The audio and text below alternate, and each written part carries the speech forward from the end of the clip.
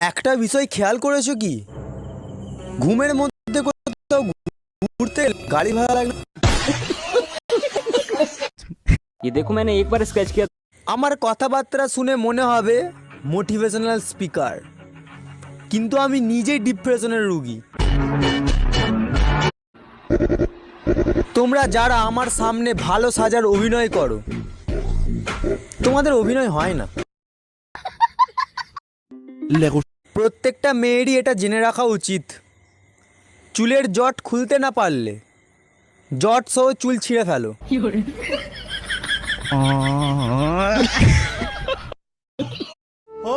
মেয়েরা যে হারে জিন্স প্যান্ট আর শার্ট পরা ধরেছে, আগামী প্রজন্মের বাচ্চা ছেলেগুলো মায়ের আঁচলে আর মুখ মুছতে পারবে না।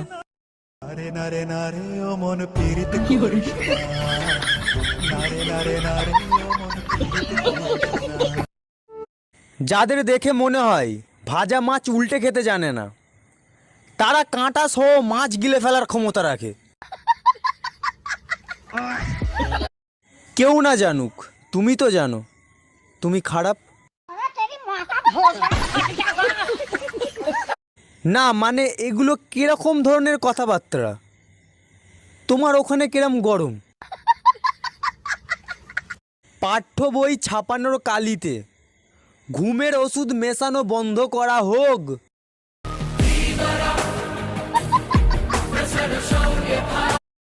আমিও ল নিয়ে পড়তে পারতাম, কিন্তু তর্ক করতে করতে মুখ ফসকে যদি গালাগাল বেরিয়ে যায়, আমার অভাবটা তুমি সেই দিনই বুঝবে যেই দিন তুমি আমার প্যান্টের পকেটে হাত ঢোকাবে।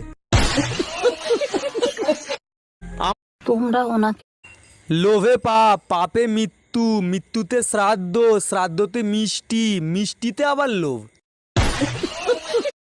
লাগাও, খুব বেশি করে লাগাও, লাগাও যেখানে সেখানে লাগাও।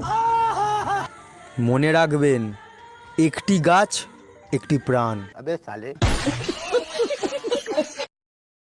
আমার বিয়ে হয়ে গেছে, কিন্তু আমি কিছুতেই বুঝতে পারছি না শ্বশুর বাড়িতে যে কিভাবে বলবো আমাকে টিভি রিমোটটা দিন, আমি কার্টুন দেখে ভাত খাই। এদের জন্য রাস্তায় আর টাকাই কুড়িয়ে পাচ্ছি না। আজব কাণ্ড মশাই, মায়ের টাকা হারিয়েছে, মা টাকা না খুঁজে আমাকে খুঁজছে।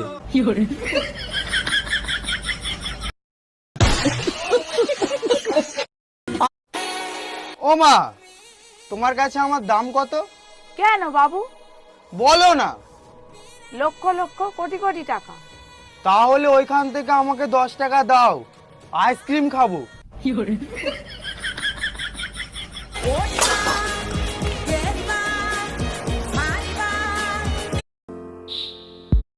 তুমি আমাকে বিয়ে করবে?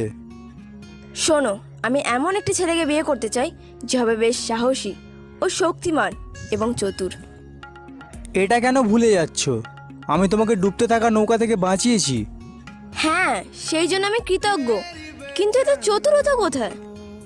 তুমি বোধহয় এটা জানো না, নৌকাতে আমি ফুটো করে দিয়েছিলাম।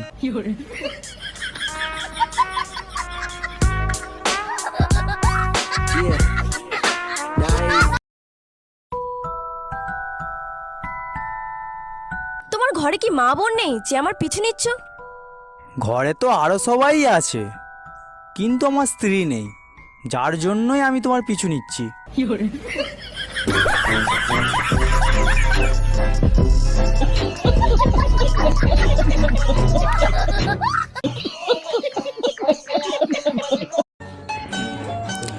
প্রিয় তিথি, এখানে একটা বই পড়েছিল, জানি না বইটা কোথায় গেল, তুমি দেখেছো? কি বই? 100 বছর বাঁচার উপায়। ওটা আমি পুড়িয়ে দিয়েছি। কেন? না হলে 100 বছর ধরে তুমি আমাকে জ্বালিয়ে মারবে যে।